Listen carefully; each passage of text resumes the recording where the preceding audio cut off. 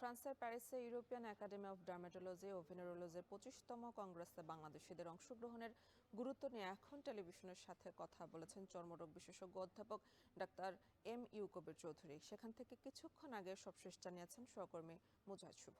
বছরব্যাপী সারা পৃথিবীতেই Asia Pacific অঞ্চল সহ বিভিন্ন অঞ্চলে চর্মরোগের এই ধরনের কংগ্রেস হয়ে থাকে। এটি প্যারিসে হচ্ছে। এই কনফারেন্সের বা এই কংগ্রেসের বিস্তারিত শুনবো বাংলাদেশের শীর্ষ চর্মরোগ বিশেষজ্ঞ অধ্যাপক ডাক্তার এম.ইউ. কবির চৌধুরী। স্যার, আপনাকে স্বাগত জানাচ্ছি। আপনার কাছে জানতে চাই যে কত ধরনের কংগ্রেস আসলে সারা পৃথিবীতে হয় এবং এই মহাসম্মেলনটা কত গুরুত্বপূর্ণ বাংলাদেশিদের জন্য? সারা বিশ্বে অনেক ধরনের কনফারেন্স হয়। সবচেয়ে বড় কনফারেন্স আমেরিকাতে প্রতি বছরই হয়। সামার সেশন হয়, অ্যানুয়াল সেশন হয়।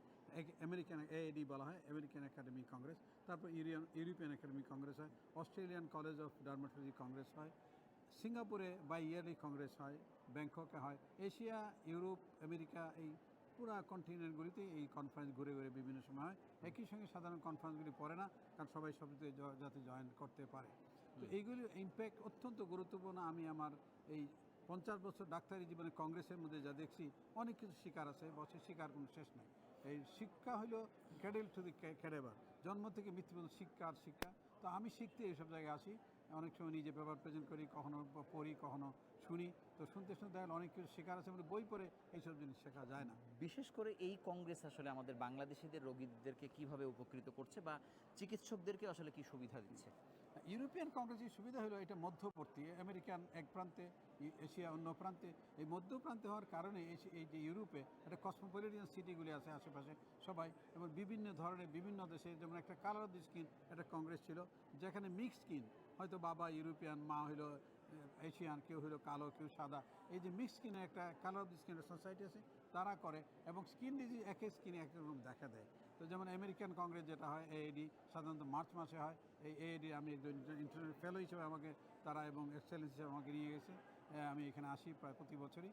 ইউরোপিয়ান কংগ্রেসটা অত্যন্ত গুরুত্বপূর্ণ আমাদের দেশের জন্য, কারণ আমাদের দেশের কাছে হয়, আমেরিকা একটু দূরে হয়, ভিসার সমস্যা হয়। তো ইউরোপের কংগ্রেসটা অত্যন্ত গুরুত্বপূর্ণ, আশেপাশ থেকে সবাই আসে, এবং যে রোগগুলি ওনারা দেখান, কারণ অনেক অনেক বেশি অভিবাসী এইসব ইউরোপিয়ান কান্ট্রিতে আমাদের দেশে আসেন।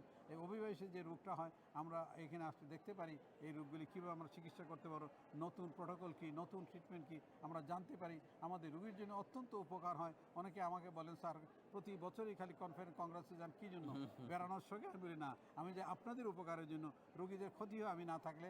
তো আমি সেই জন্য আমি চেষ্টা করি এই রোগীদের উপকারের জন্য আমি সময় ব্যয় করে এইসব কংগ্রেসে অর্থ ব্যয় করে আসি, এই কংগ্রেসগুলিতে শুধু শিক্ষা গ্রহণ করার জন্য, আমাদের রোগীদের সেবার মান যেন উন্নত হয়। আপনাকে অসংখ্য ধন্যবাদ আমাদের সঙ্গে যুক্ত হওয়ার জন্য।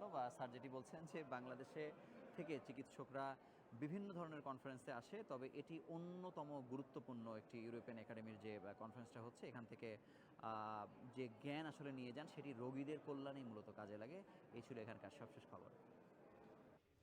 এখন ঢাকা নিচ্ছে আরও একটি বিরতি, ফিরছে একটু পরেই।